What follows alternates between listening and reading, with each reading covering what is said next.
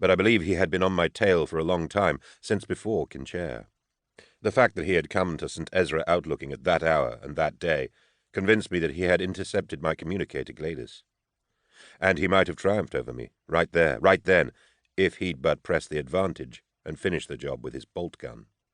Instead, Tantalid holstered his bolt pistol and drew his ancient chainsword, Theophantus, intent on delivering formal execution with the holy weapon. I fired my las pistol, powering shot after shot at him, driving him backwards. His gold-chased battlesuit, which gave his shriveled frame the bulk and proportions of a space marine, absorbed or deflected the impacts, but the sheer force knocked him back several paces.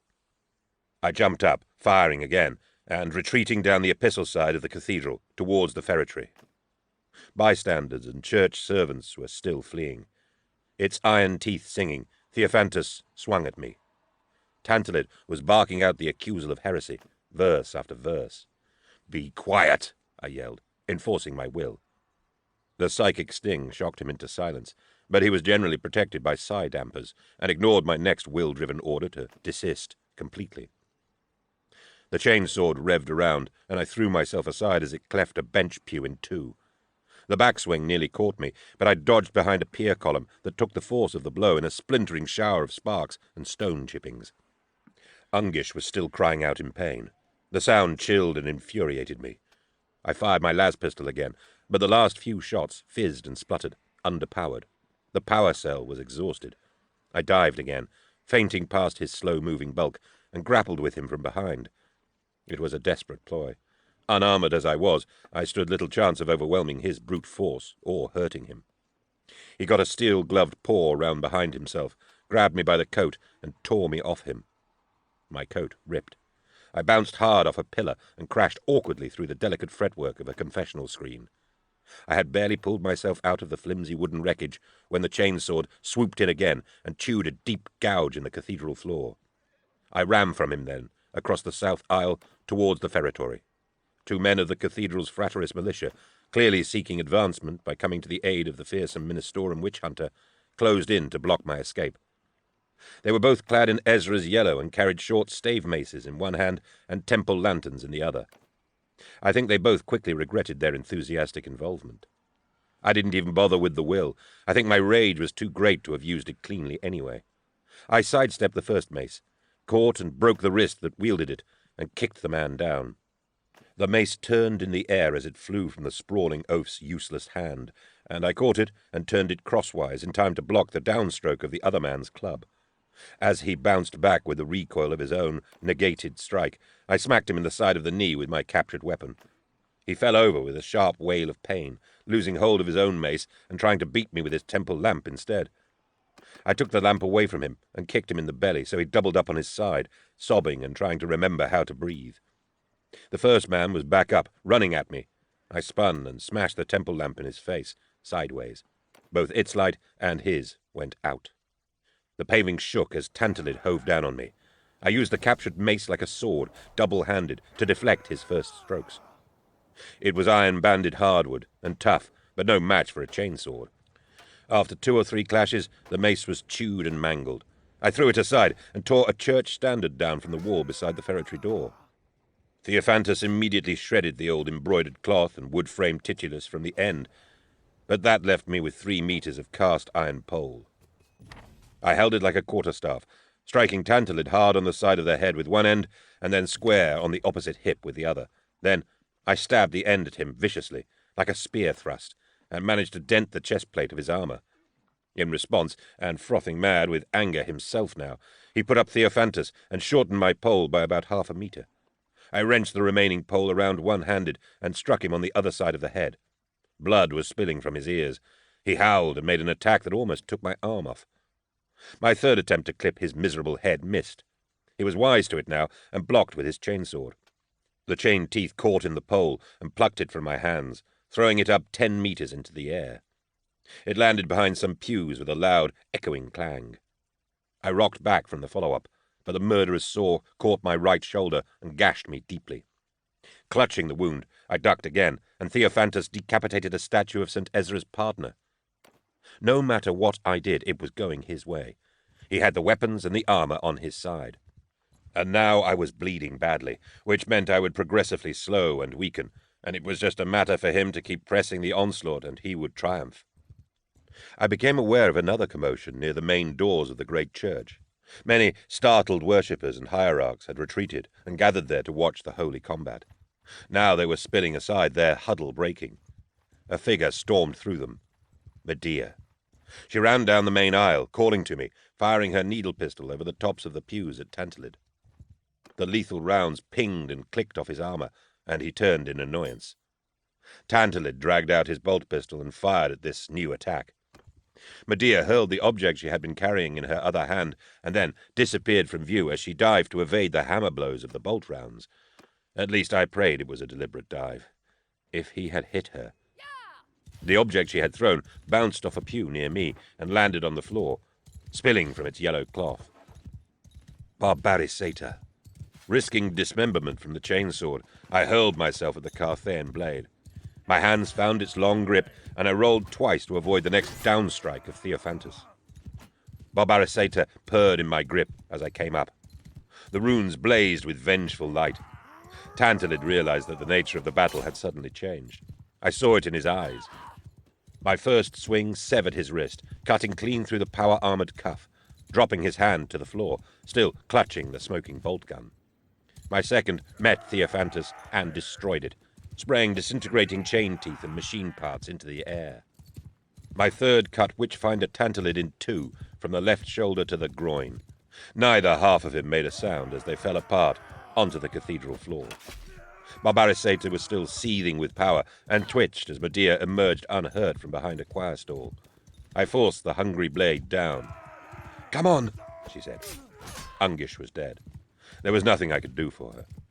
And there was so much I should have done. She had been right. Right about this. Right about her fate. I dreaded to think how much more of what she had said might prove to be true, too. Hearing my frantic Glossier call when Tantalid first attacked, Medea had taken the launch up from Ezra Plain outside the city, despite all official warnings for her to abort, and flown it right in, setting down in the courtyard outside St. Ezra Outlooking. As we ran out now, into the evening, through crowds of stunned onlookers who leapt out of the way, the city arbites and the Frateris militia were rising in alarmed response. There was no point waiting to face them. The launch shot us skywards, back towards the Essen, to leave Orbal Infanta as fast as we could. It was a mess, and I was terribly disheartened. The confidence with which we had all set out from King Chair seemed to have dissolved. Orbal Infanta had been just the first part of a long stratagem, and thanks to Tantalid, it had ended badly. I'd failed to contact Gladys, and discovered that, as careful as I had been, my communiques were not secure. The third task I had planned to undertake on Orbal Infanta, a search of the Imperial Archivum for certain information relating to Quixos, hadn't even been started. At least the weapons were consecrated, and Barbaricata had more than proved itself in combat. Frigates of the Frateris militia, along with several Imperial Navy guard boats, attempted to block the SN, but Maxilla's navigator got us out of the system and real space before they could even close range. Some ships pursued us into the warp, and we were chased for 8 days, finally losing our pursuers through a series of real space decelerations and redirections. We went aground. A month at a low-tech depot in a farming world, another 2 at the automated station at Quile. I was jumping at shadows by then, expecting enemies and rivals to loom out of every doorway. But it was quiet, and we were unmolested. Maxilla had made a career out of passing unnoticed and avoiding attention. He lent that practiced art to our cause now, and reassured me into the bargain. 3 months after leaving Orbal Infanta in such haste, we risked a run to Gloricent, an outlying but prosperous trade world in the Antimar subsector, another division of the Scarus sector, just 2 subsectors over from the Helican sub itself. Though worlds like Gudrun and Thracian Primaris were a good 4 months away by starship, it felt a little like being home. Disguised, Medea and I visited the sea-lashed stone piles of one of the main trade hives, and procured a pair of astropaths, hiring their services from the local commercial guild on an open-ended lease. Their names were Adgar and Yuli, both young males, both psychically capable but dull-witted and emotionless. Their young heads were shaved and their plugs shiny and new. and they spoke to me in overly formal ways that sounded like the parrot-learned etiquette it sadly was. But their eyes were ringed with darkness, and their flesh was losing its youthful luster. The rigor of the astropathic life was already taking its toll. Using them, I sent fresh communiques that superseded the original ones and revised certain aspects of my scheme. None of the messages now suggested the sort of trial meetings I had attempted with Gladys. I would not give so much away now. After a week and no responses, we left Gloricent and went, via Mimonon, to Sarum, the capital world of the Antimar subsector. I managed to do some useful work in its libraries, but backed off when a sour little confessor on a research sabbatical took to following me as if he recognized me. While at anchor off Sarum, I got my first responses, all coded, from Bequin on Messina and from Amos on Gudrun. Both reported that their parts of the plan were going much more smoothly than mine had. 2 days later, a partially scrambled astropathic message came from Inchabel on Elvira Cardinal. What parts I got of it seemed to indicate some success. I was impatient to know more. The week before we left Sarum, I received 2 more, both anonymous, one from Thracian Primaris, the other from a cluster of slave worlds that owed fealty to the Sales province of the Ophidian subsector. From the careful code and language of both, I recognized their senders. My spirits lifted. After that improvement, things again seemed to slow and stagnate. There was no progress and no further communications. We were forced to quit Lorwen, our next stop after Sarum, with unseemly haste, when a flotilla of warships from Battlefleet Reaver arrived. I know now that the Battlefleet maneuvers at Lorwen, and incidentally at Sarum and Femis Major too, were part of a major precautionary deployment against a pair of space hulks that had suddenly roamed into the subsector. But they caused us over 13 weeks of anxious hiding amongst the brown and black dwarf stars of an extinguished stellar nursery. Another Candlemas went by while we were in the Empyrean, en route to the Drulian group. Medea, Maxilla, and I marked it together, just the 3 of us. The 2 astropaths and the navigator were not invited to attend. I raised a glass to toast the continued success of our mission. I don't think I would have been so hearty if I had known it would be another full year before the final act of the plan would play out. I spent the first 4 months of 342 fruitlessly engaged in a search for the celebrated precog hermit Lucas Cassian in the stinking marshes of Drulia II, only to learn that he had been murdered by a monodominant cult 4 years earlier. During that quest, I terminated the activities of a plague demon sect infesting the marshlands. That was quite an undertaking in its own right, but my full account of it is filed in the Inquisition archives separately, and it has no bearing on this record. Besides, I still regard it bitterly as an interruption and waste of time. Neither will I set down here the full story of Nathan Inchabel's ventures on Elvira Cardinal, or Harlan Nail's frankly extraordinary experiences on Bimus Tertius, though both tales connect to this record. Inchabel has written his own refreshingly witty account of his exploits, which may be accessed by those with the appropriate clearance, something I recommend as illuminating and rewarding. Nail asked me not to include his story, and has never committed it to record. It may be learned only by those with the temerity to ask him, and the money to pay for a long night's serious drinking. All this while I remained an imperial outlaw, wanted by the Inquisition for my heresies. It is interesting to note that at no time during this period did the Inquisition formally refute or overturn the charter I had declared on Quixos. The year 343.M41 was half gone already by the time the SN took me to Thessalon, a feudal world near Hesperus in the Helican subsector. It had been chosen by Nail as the point for our secret congregation. Commanding a 20-man field team selected from my staff on Gudrun, he arrived a week before the rest of us to secure the location and make sure we were not compromised. His preparations were thorough and ingenious. No one entered the area without him knowing it, nor could anyone have done so. At the slightest sign of outside interruption or official interference, we would have ample time to withdraw and flee. As a final precaution, I was the last to arrive. Thessalon is a tough little world whose population lives in a dark age and knows nothing of the Imperium or the galaxy beyond its skies.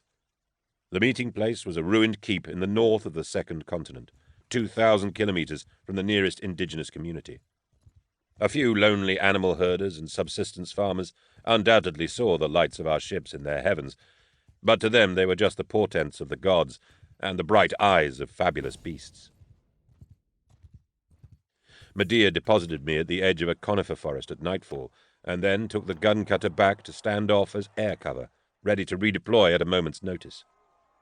For the first time in over 2 standard years, I was dressed as an inquisitor, in black leather, storm coat, and proudly displayed rosette. I also wore my faith harness with the engraving Puritas. Damn anyone who believed I wasn't worthy of it. Nail, in combat armor, with a laser carbine cradled over one arm, appeared out of the trees and greeted me. We shook hands. It was good to see him again. His men, who were all around, I was sure, were invisible in the gathering darkness. Nail led me through the black woods into a break in the trees, where the pine tops framed a perfect oval of star-filled mauve. The keep, a jumbled pile of grey stone, stood in the clearing, with hooded lamps glowing from the lower slit windows. Nail walked me past and around the alarm sensors, the tripwires and the beams of motion detectors that webbed the structure. Servitor skulls from my personal arsenal hovered in the shadows, alert and armed. Beckwin and Amos met me under the broken entrance arch. Amos looked pale and worried, but his face broke into a warm smile as he saw me. Beckwin hugged me. "How many?" I asked her. 4, she said. Not bad. Not great, but not bad. It rather depended who those 4 were. And everything else? "All the preparations are now set. We can begin this undertaking at any time," Amos said. We have a target? "We do. You'll learn how when we brief everyone." Good. I paused. Anything else I should know? All 3 of them shook their heads. "Let's do it then," I said. Despite all the precautions, I was taking my life in my hands. I was presenting myself voluntarily to 4 members of the Inquisition. I was trusting that my previous friendships and allegiances with them would count for more than the accusations Ozma had laid at my door. These 4 were the only 4 who had responded out of the original 20 communiques. Nail had vetted each one, but there was still a very real chance that any or all of them had attended simply to execute the declared heretic, Gregor Eisenhorn. I would soon know. As I stepped into the main candlelit chamber, a hush killed the small talk, and 6 men turned to face me. Fishig, imposing in black body armor, nodded me a half-smile. Interrogator Inchabel, in a body glove and lightweight cloak, bowed his head and smiled nervously. The other 4 stared at me levelly. I walked into their midst solemnly. The first lowered the hood of his maroon cape. It was Titus Endor. "Hello, Gregor," he said. "Well met, old friend." Endor had been one of the first 2 to contact me anonymously the previous year from the Salles slave worlds. The other, who had ridden from Thracian Primaris, stood next to him. "Commodus Vogue, you honor me with your presence." The wizened old wretch sneered at me. "For the sake of our history, and damn his eyes Lyco, and other matters, I am here, Eisenhorn. Though the Emperor knows I am very suspicious of this. I will hear you out, and if I don't like what you have to say, I will withdraw, without breaking the confidence of this meeting," he added sternly with a raised finger.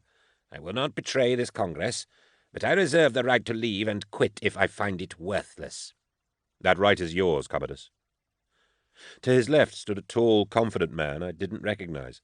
He wore brown leather flak armor under a long blue coat of cavalry twill, and his silver rosette was fixed on the left breast. His domed head was shaved, but there was a violet glint in his eyes that told me he was Akkadian. "Inquisitor Raum Grumman," said Fishig, stepping forward. Grumman took my proffered hand with a curt nod. Inquisitor General Neve acknowledges your communique to her, and asks me to express her true sadness that she could not join you here. She personally requested me to take her place, and render you the service I freely render her. I am grateful for it, Grumman. But right from the start, I want to be sure that you know what we're about here. Just being here because your provincial chief requested it isn't enough. The Cadian smiled. Actually, it is. But, to reassure you, I have reviewed the matter carefully with Neve herself and your man Fishig. I have no illusions about the danger of being here and siding with you. Given the evidence, I would have been here anyway. Good. Excellent. Welcome, Grumman. The identity of the 4th and final guest took me aback. He was clad in polished battle-wear plating that looked custom-made and exorbitantly expensive. With gauntleted hands, he lifted the scowling hound skull helmet off his head. Inquisitor Massimo Ricci, of the Helican Ordo Xenos. He was hardly an old friend, but I knew him well. Ricci? His handsome, haughty face displayed a wide smile. Like Grumman, I am here to extend apologies from another. For numerous reasons that I'm sure you can appreciate, Lord Rorken cannot answer your request in person. It would be political suicide for him to participate in this matter, but my lord has faith in you still, Eisenhorn. He has sent me to act as his proxy. Ricci was one of Lord Rorken's most valued and admired inquisitors. Many said he was a likely successor for the post as a master of the Ordo Xenos. For him to be here was an enormous compliment, both from Lord Rorken, who had seen fit to send one of his most illustrious men, and from Ricci himself, who was risking a high-profile career just by being here. Clearly, both of them had taken my proposal and cause very seriously. Gentlemen, I said, I am pleased and honored to see you all. Let us discuss this matter freely and openly, and see where we stand. The Thessalonian night winds moaned through the ruined cavities of the keep as I briefed them. Inchabel and Nail had carried chairs in and erected a heavy trestle table. Beckwin and Amos provided data slates, charts, papers, and other pieces of evidence as I called for them. I talked for about 2 hours, taking them through the entire matter of Quixos as it was known to me. Much of what I said had been laid out in the initial communiques, but I filled in all the details and answered questions as they arose. Endor seemed satisfied and hardly spoke. It was good to have a true friend here, one who simply trusted my word and purpose. Grumman was also generally non-committal. Voke and Ricci asked plenty of questions and required clarification on the smallest points. All 3 Ordos were represented around that table. Voke was Ordo Malleus, though thankfully not a tight member of Bezier's inner circle. Ricci and I were Ordo Xenos, and Grumman and Endor were Ordo Hereticus. All of us, apart from Grumman, were assigned servants of the Ordos Inquisitori Helican. Only Titus Endor, who I knew to be famously demure, wasn't wearing his rosette openly. I believe I spoke eloquently and well.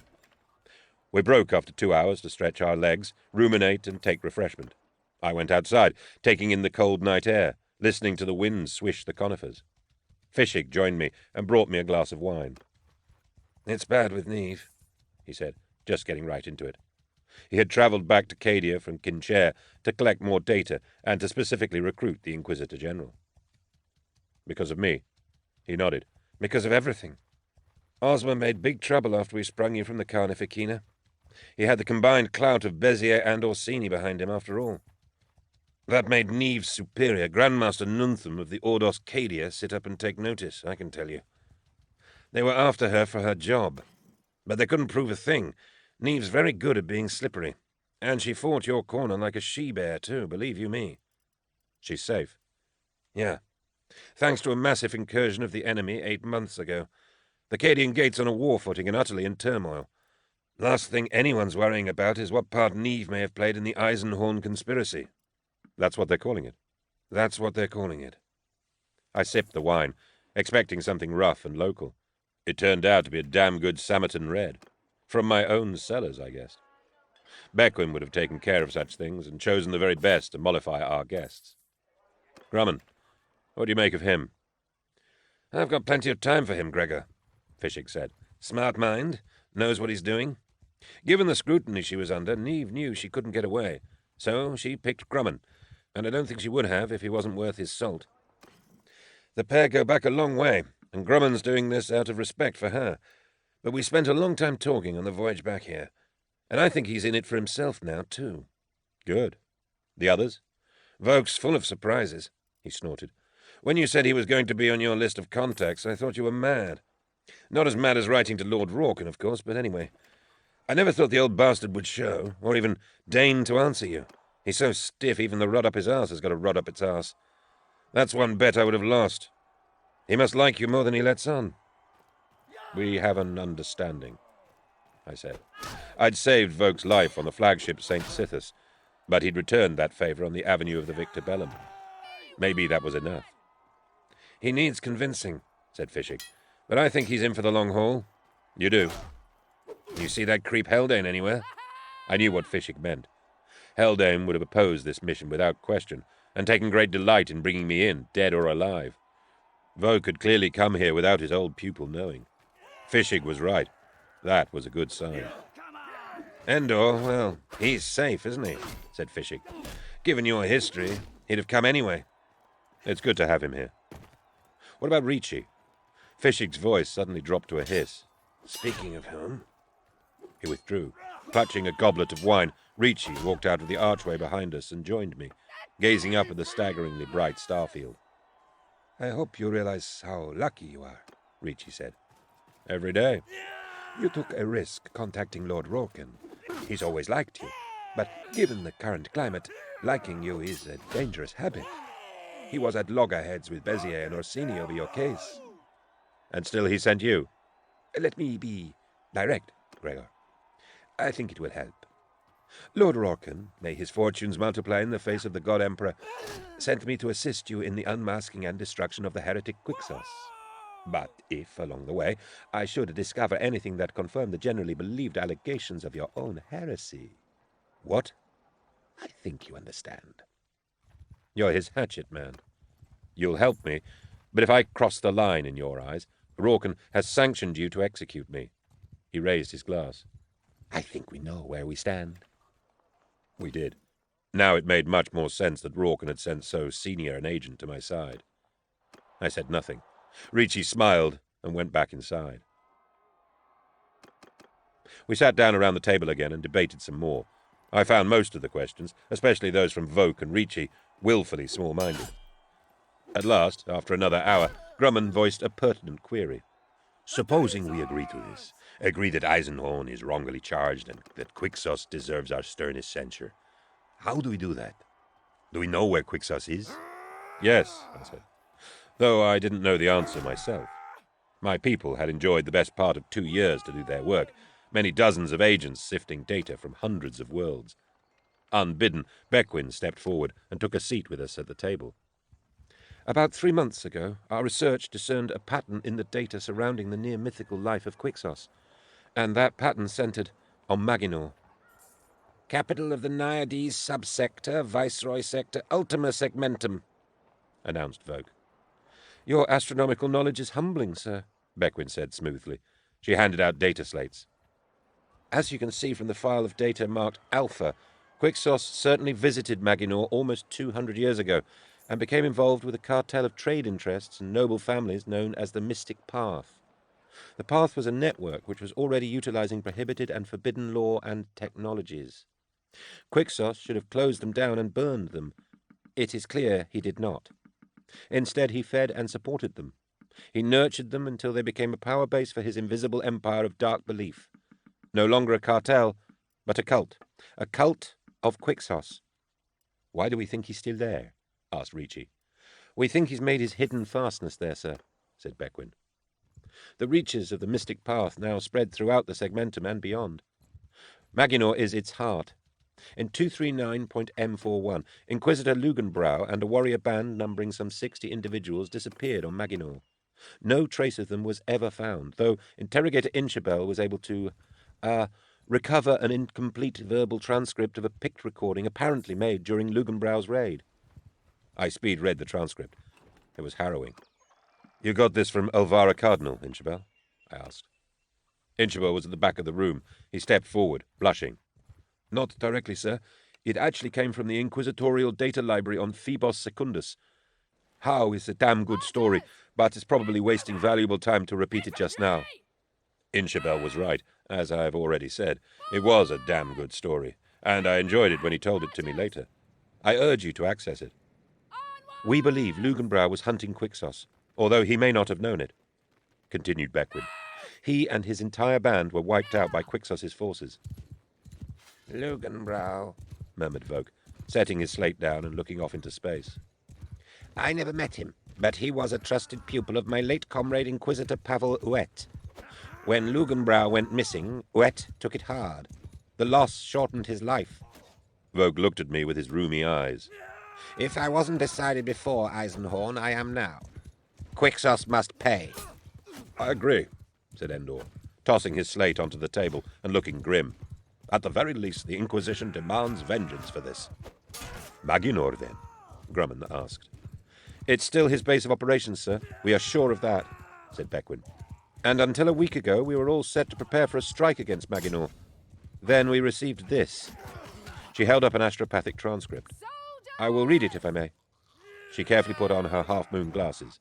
They suited her, but I knew her vanity made her hate them. It said a lot about the situation that she was willing to wear them in front of these men. It begins. Gregor, my friend, I have been kept up to date with the data concerning your quarry. It gives me something to do these winter afternoons. I agree that Maginor may be the seat of the evil, and certainly requires the attention of the Inquisition. But if you'll pardon me, I suggest that Maginor be left to the Ordo's Naiades. Using pointers Amos gave me, I have assessed the following. My full findings are on the data files attached below, but in short, I think you should be looking at Farnus Beta. Quixos's fascination with the pylons of Cadia made me think, you see. See below that I have traced massive stone-cutting orders to the limit world of Cerebos, which lies galactically south of Terra. The Masonic guilds of Cerebos are famously secretive about their contracts. They provide an inert, obsidian-like black glass stone called cerebite, a beautiful substance that is in high demand right across the Imperium. Cerebite is, as far as reckoning goes, as close to the material used on Cadia for the pylons as it is possible to get. As I have said, the Masonic guilds are close about their contracts, but there is little hiding the transportation of a massive copy of one of those pylons by shipping guild bulk lifter. 3/4 of a kilometre long and 1/4 square. Quixos has ordered the manufacture of a perfect copy of the Cadian pylons, and has had it shipped to Farnus Beta. Bequin paused and looked up at us. If you've ever trusted my advice, trust this now, she continued. Quixos is on Farnus, and if you're going to stop him, it must be now. Your devoted friend and pupil, Gideon. Gideon Ravener. Crippled as he was, he had found this insight, which totally altered our plan of attack. I was speechless. I felt almost tearful. There is a postscript, said Bequin. He writes, The demon hosts will be your foulest problem. I know you are prepared, but I send you these, one for each of the 20 you have summoned. Bequin took off her half-moon glasses and rose. Nail brought in a crate and set it down on the table. Inside were 20 scrolls of demonic protection, each sealed inside a blessed tube of green marble, and 20 consecrated gold amulets of the God Emperor as a skeletal relic. It was so typical of Ravener to attend to such details. Nail handed them out, a heavy scroll tube and an amulet to each of us.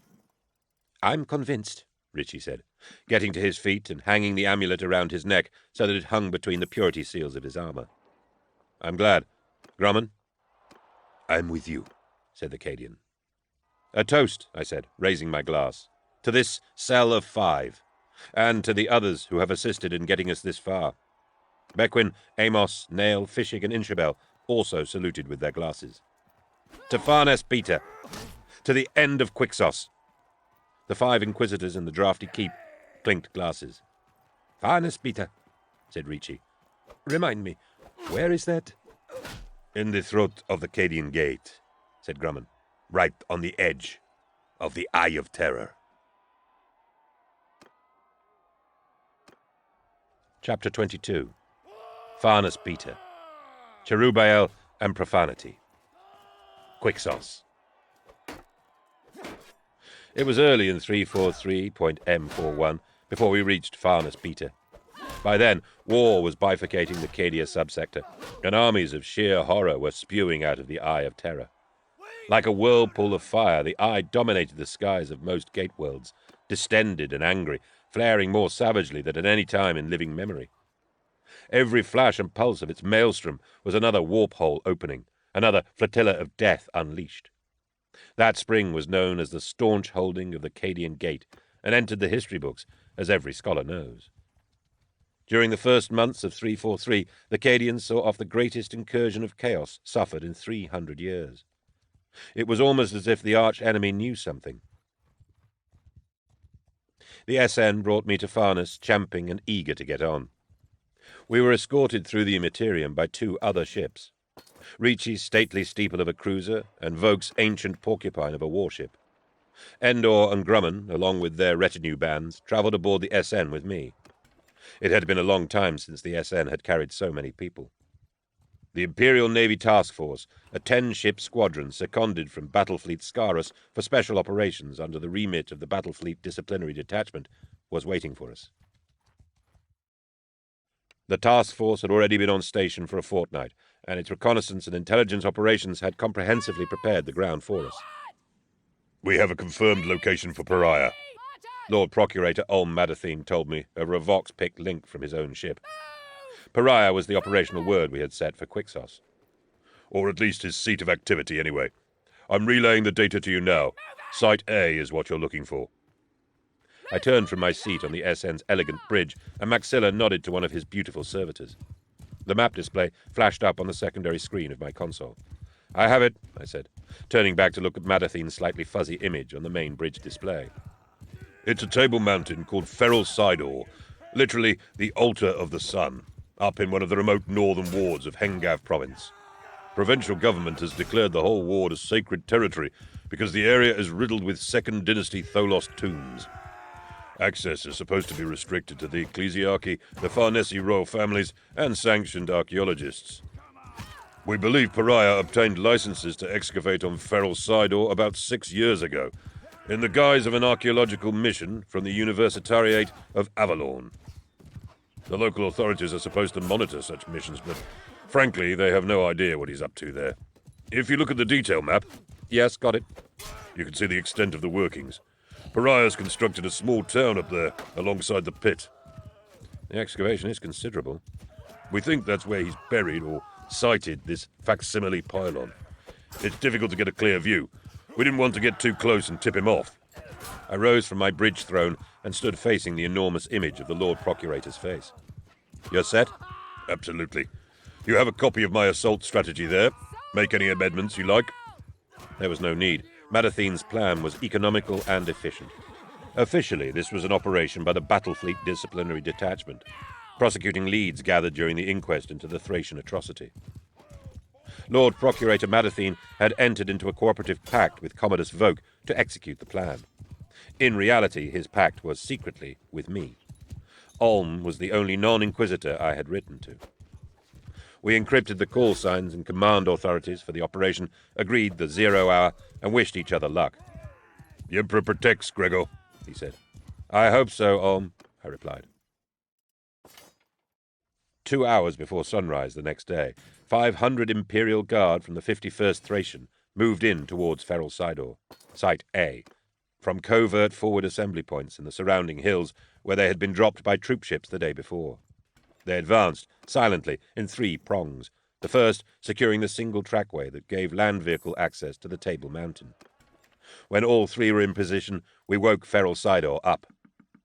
The frigates Zykov and Fury of Spatian bombarded the mountain for 6 minutes, raising a ball of fire that lit the landscape as if the sun had come up early. In its afterglow, 30 Marauder bombers overflew Site A at low level and delivered 30,000 kilos of high explosives. Another false dawn. Despite this punishing overture, when the ground troops went in 8 minutes after the last bomb, resistance was furious. Madathene had feared that the best part of Quixos's strength lay underground, wormed inside the mountain, resistant to the worst aerial assaults. In the blazing ruins of the excavation township, the Thracian troops found themselves engaging fanatical and well-armed cultists.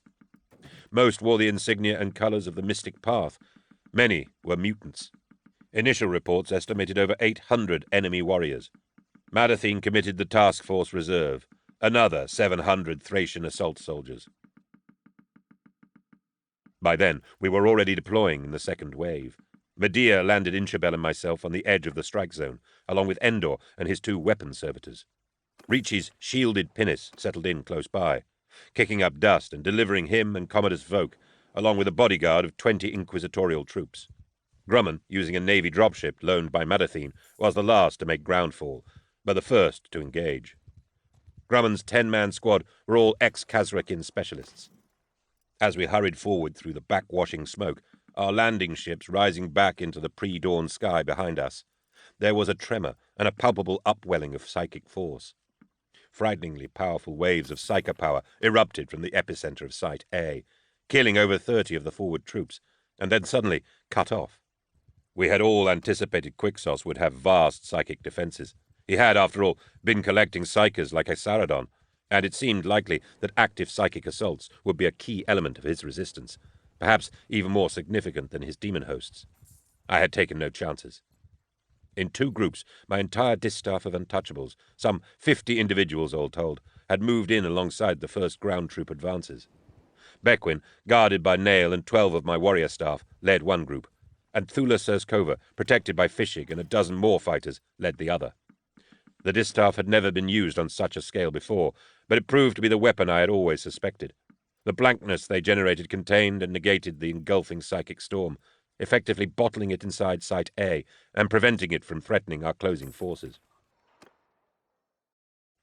With Inshabel, I moved underground, down the rock-cut steps into the inner sectors of Site A.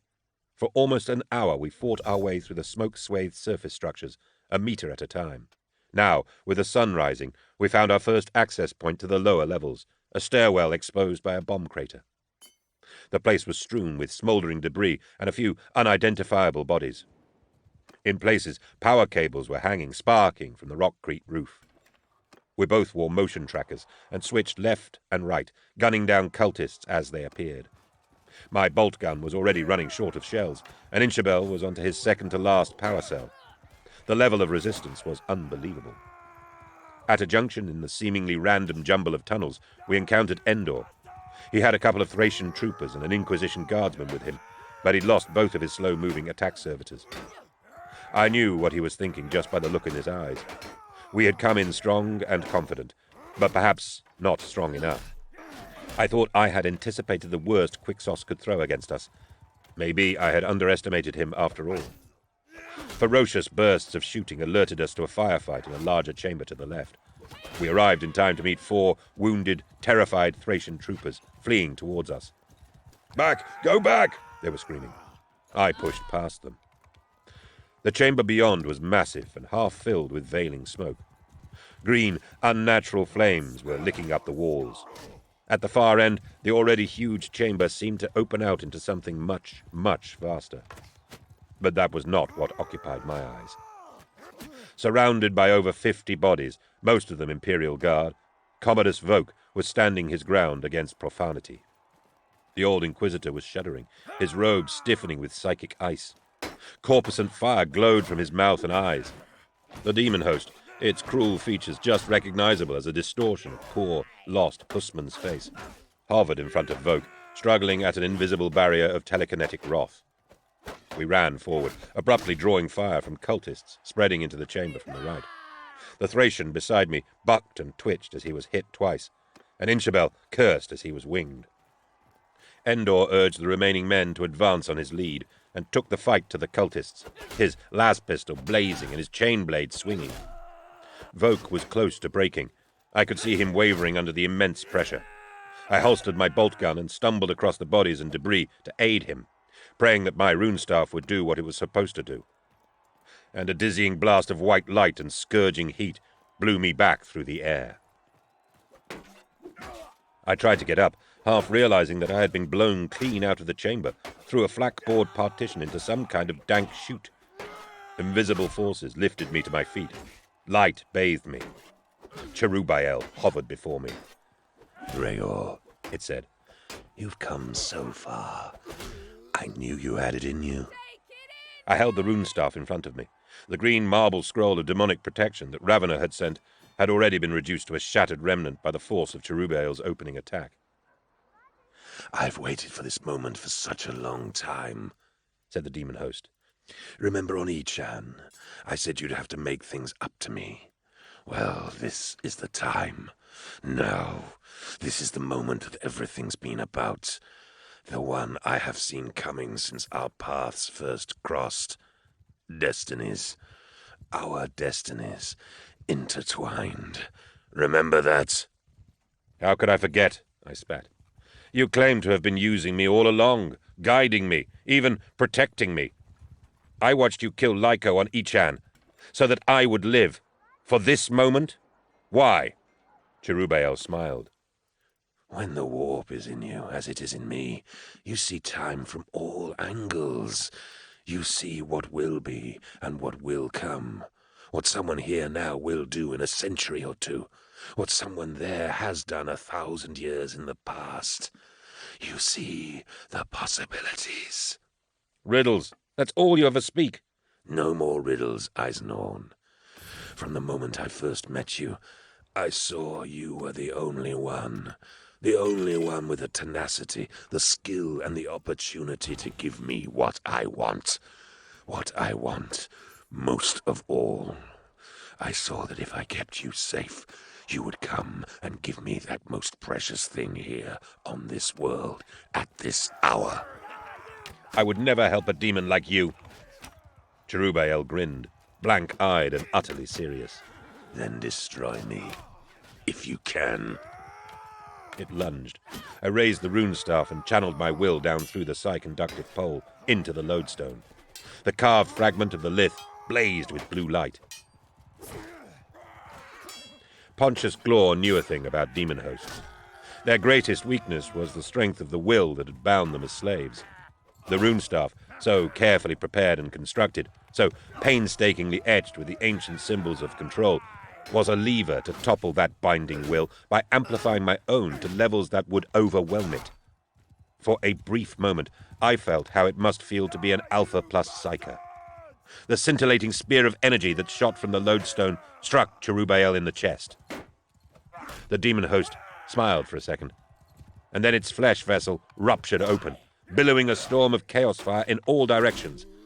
I had cast it out of its binding and banished it back into the warp.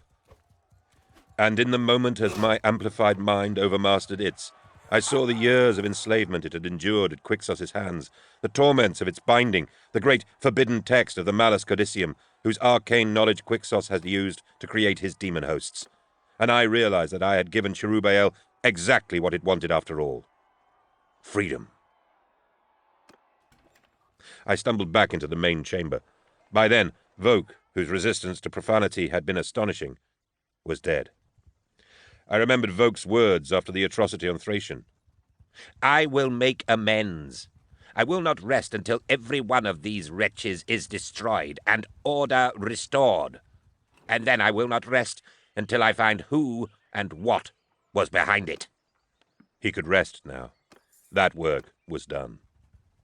The demon host was casting the valiant old man's empty husk of a body aside and gliding towards Endor and Inchabel, who were both already on their knees in agony. Cyan flames washed from Profanity's fingertips and wrapped my two friends in tight, burning psychic shackles. They were trapped morsels for it to feed off at its leisure. Profanity froze when I appeared, instinctively knowing I posed a more serious threat. The lith stone was still smoking with blood-red light. The demon host surged through the air at me, teeth bared, arms spread, incandescent with light, baying my name. It was like facing the attack run of a supersonic warcraft firing all guns. I know so. It is my misfortune to have experienced that, too. Profanity whooped with glee. At Kazageth, you told me to make my weapons sounder next time, monster, I howled, and impaled its charging form on the steel pole of the rune staff. Is this sound enough? Profanity screamed and exploded, blowing me off my feet. I don't think I banished it. I think I obliterated its essence forever. The rune staff was miraculously unscathed and lay amid the rubble. But Profanity's dissipating being had made it white-hot from base to cap, and I could not pick it up again. I ran across to Titus Endor and Inchabel, both of whom lolled weakly on the floor. Inchabel was dazed but intact. Endor had demon gashes across his chest and neck. He looked up at me blearily. You got them both, Gregor. I pray there are no more, I replied, trying to staunch his bleeding. His rosette slid out of his coat pocket, and I leaned to pick it up. The inquisitorial symbol was decorated with the ornate crest of the Ordo Malleus. Malleus, I hissed. No. When did you transfer, Endor? Damn you, when did you change Ordos? They forced me, he wheezed. Ozma forced me. When he had me on Messina. There were certain matters from a case a few years ago. He'd got his hands on them somehow. He promised I would burn if I didn't help him get to you. What matters? Nothing. Nothing, Gregor, I swear. But he has Bezel's backing. He could have made anything look heretical. I transferred orders to stop him breaking me.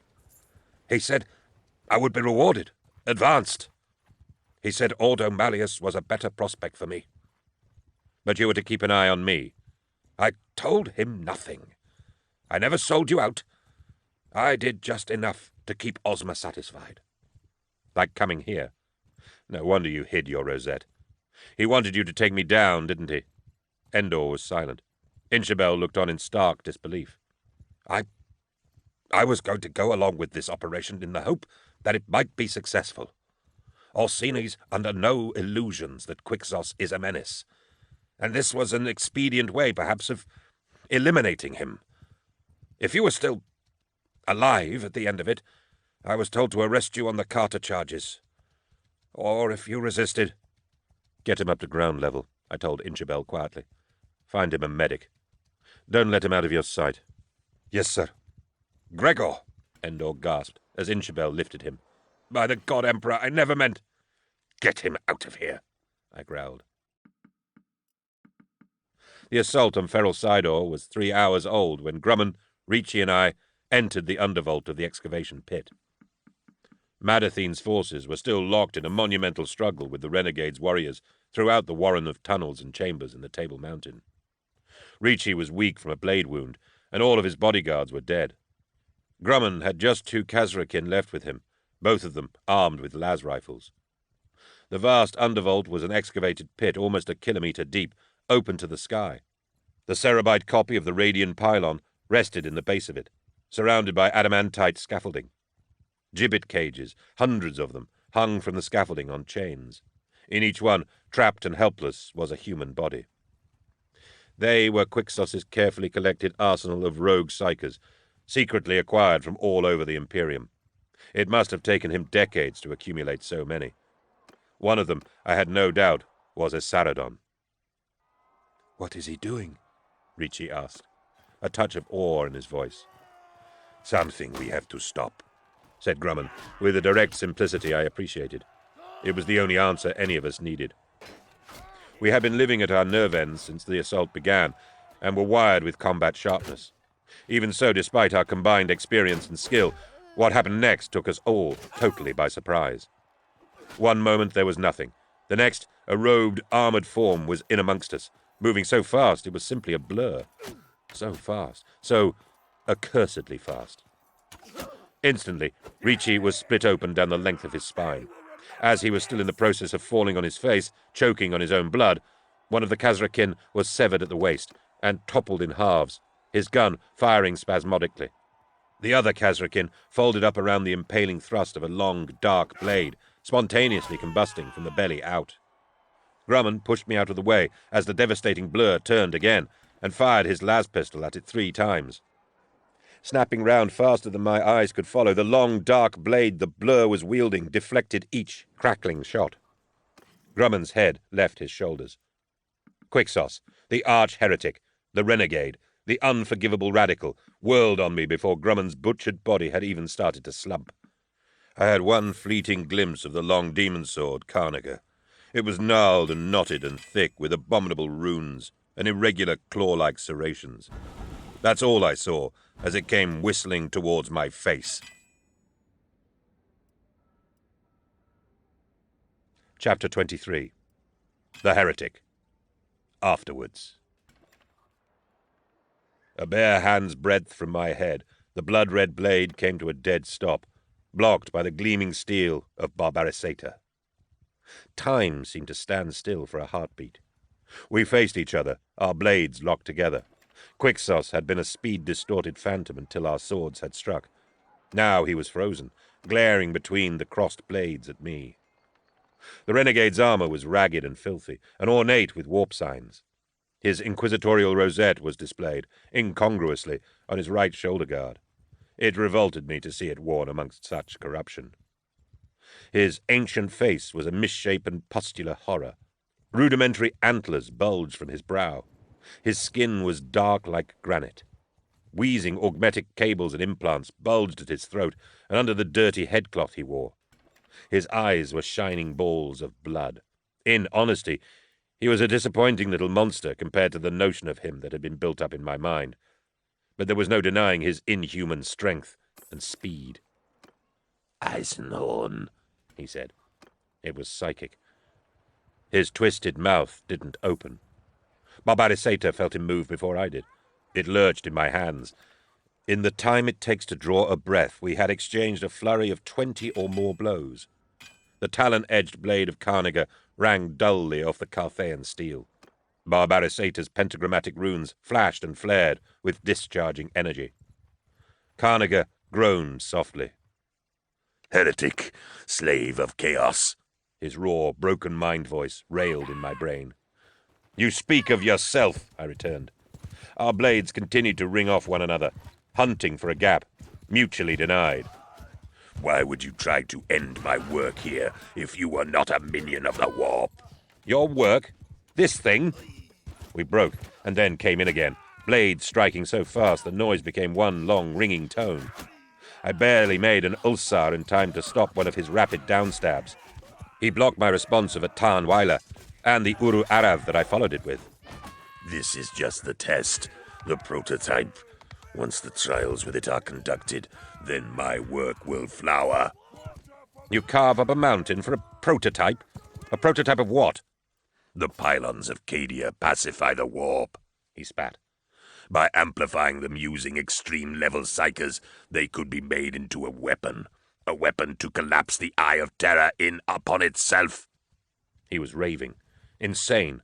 What patches of truth or sane notions might lurk in his words, I had no idea. There was no way to distinguish them from his lunatic fancy.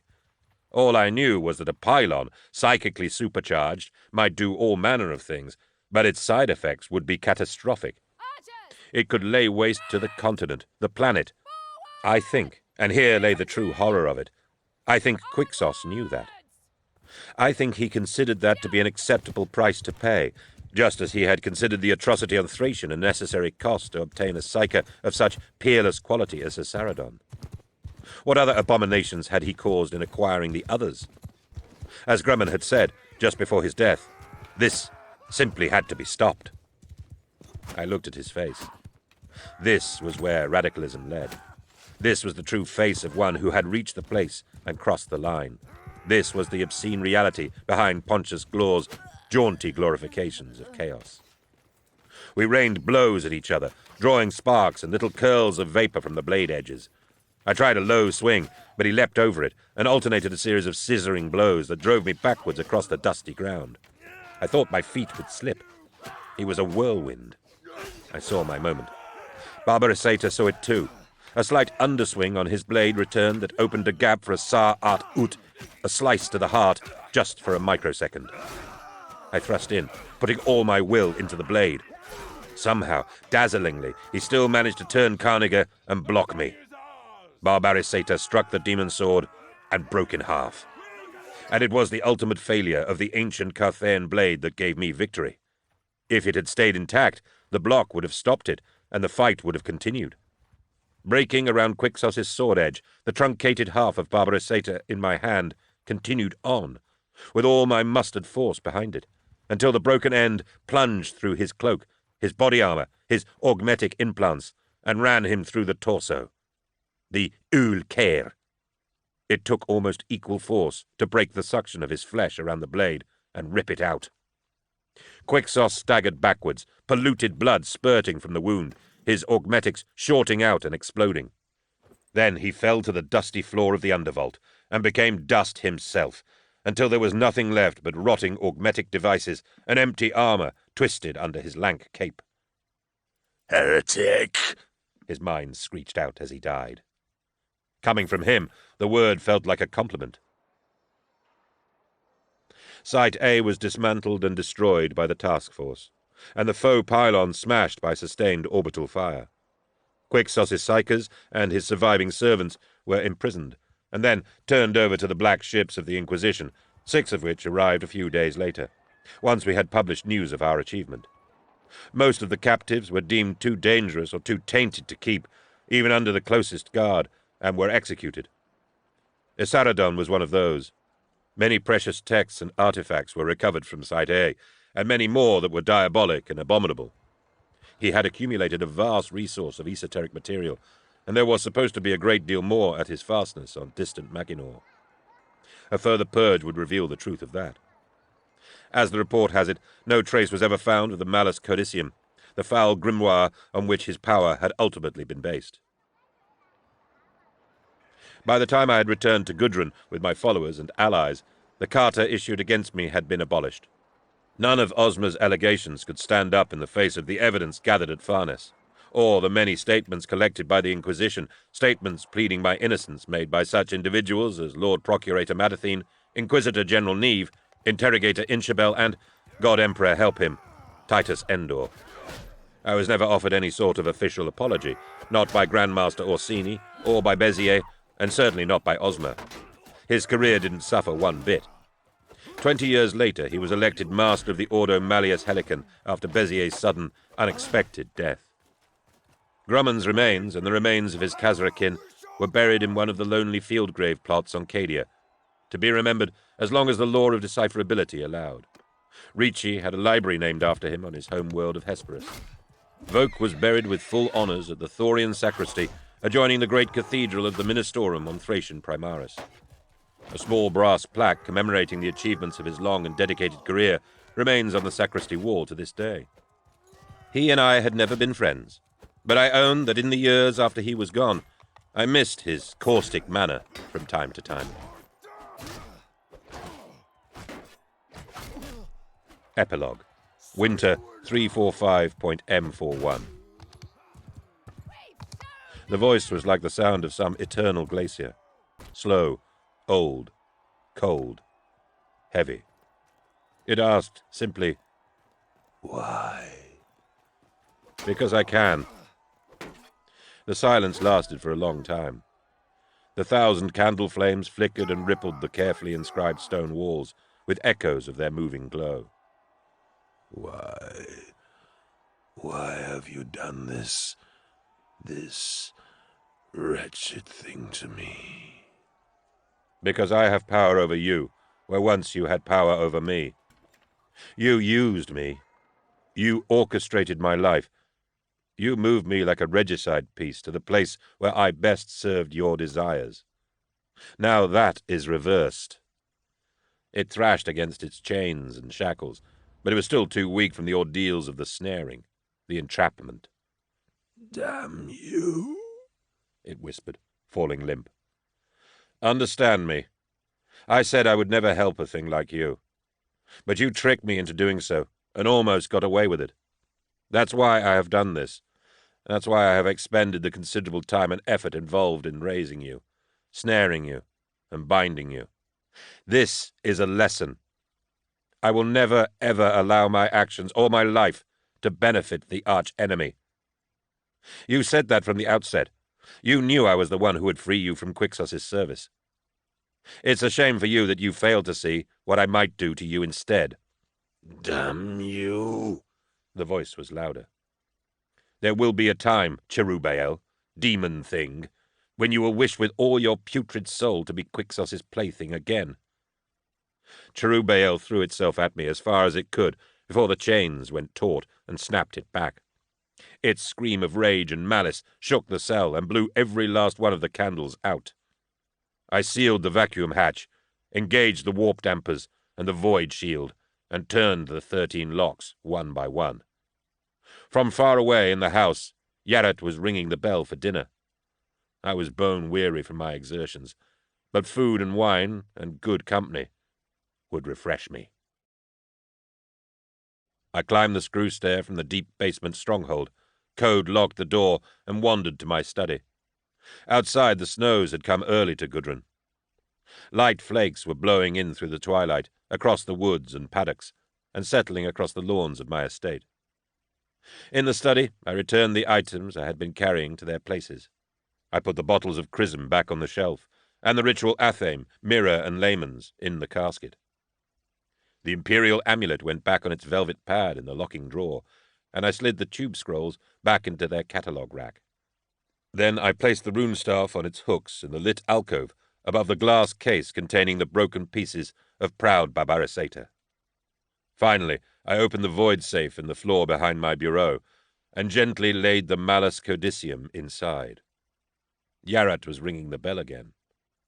I sealed the safe and went down to dinner. That was Eisenhorn, Malleus, by Dan Abnett, read by Toby Longworth.